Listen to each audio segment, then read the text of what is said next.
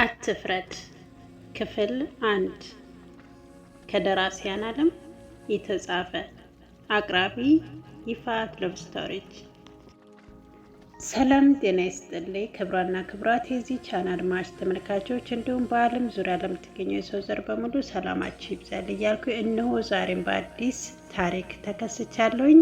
እስከ ቪዲዮ ፍጻሜ አብራችሁ እንድትሆኑ በአክብሮት እጠይቃለሁ። ቪዲዮውን ሲጀምሩት ሼር ላይክ ማድረጋችሁን አትዘንጉ። የዚህ ቻናል ቤተሰብ ያልሆናችሁ ሰብስክራይብ በማድረግ የደወል በተኗን በማጥቆር የዘወትር ቪዲዮ ተጋባዥ ይሆኑ ዘንድ በአክብሮት እጠይቃለሁ። ወደ ታሪኩ አመራለሁ። አብራችሁ ይቆዩ። የህይወት ፈተና ብዙሃን ላይ ያለ ቢሆንም የኔ ግን ለየት ይላል። ተወልጄ ያደግኩት በገጠሪቷ የሀገራችን ክፍል ደሴ ላይ ነው። ገና አክስቴ ገና በ7 ዓመቴ ከቤተሰቦቼ ነጥላ ልታስተምረኝ እንደምትፈልግ ተናግራ አዲስ አበባ መሀል አራዳ ፒያሳ ላይ ይዛኝ ሄደች። መማር ብርቅ ስለነበርና ከተማም እንደገነት ስለምናስብ ማንም ሰው አላዘንም ነበር። እንደውም እድለኝነቴን እየነገሩ በደስታ ሸኙኝ። በእርግጥ ከገጠሩ ቤታችን ይህ እጅግ ደስ ይላል።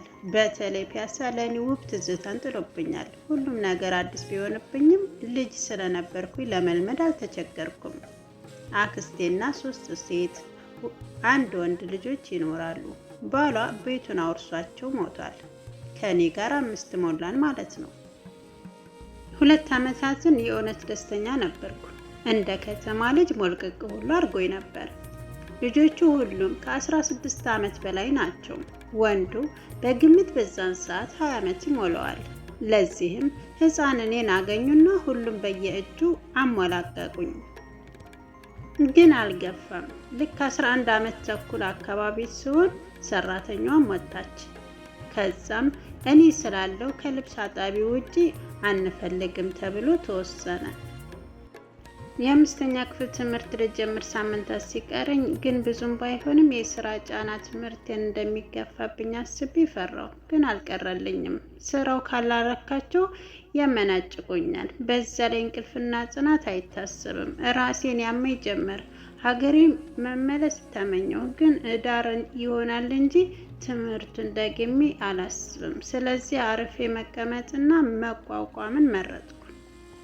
ከእለት ወደ እለት ሴቶቹ ዝቅ አድርገውኝ እያዩ ሁላ ፓንትና ካልስ ሳይቀር እጠቢ ይሉ ጀመር። ይህንን ማድረግ ለምን እንደፈለጉ እስካሁን አልገባኝም።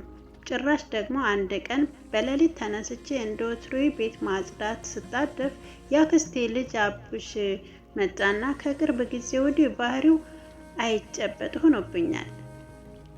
ማንም እንደ 12 ዓመት ልጅ ስለሚያውኝ ራሴንም ትልቅ ሰው አርጌ ማየት የጀመርኩት አምና ነበር።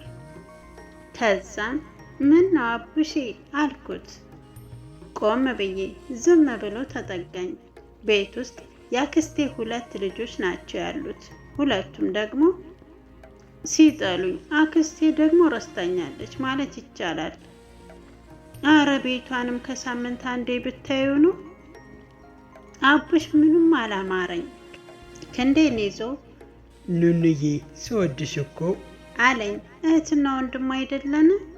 ተናግሬ ሳልጨርስ ደረቴ አካባቢ በእጁ ይነካኝ ጀመር። ገና ህፃን ሊያውም ያክስቴ ልጅ ነው። ምን ሊያደርገኝ ነው?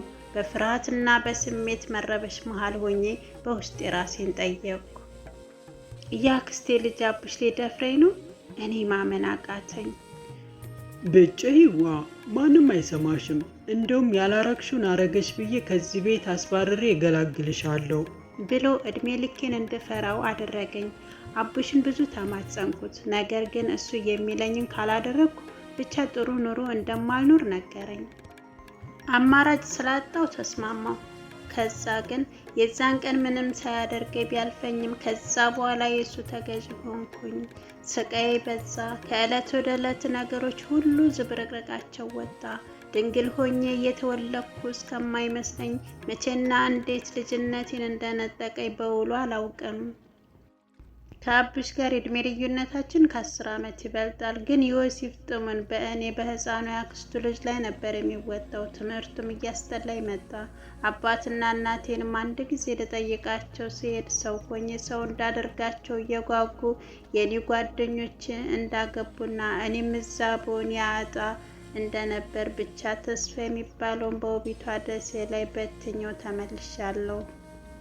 እንደዛው እያልኩ የ15 ዓመት ልጅ ሆንኩኝ። አቡሽ እንዳላረግዝ እያለ የማላቀውን ኬንን የወር አበባ ካየው ጀምሮ ያስቅመኛል። አንድ ቀን ታዲያ ይህ ህልም የሚመስል እውነት።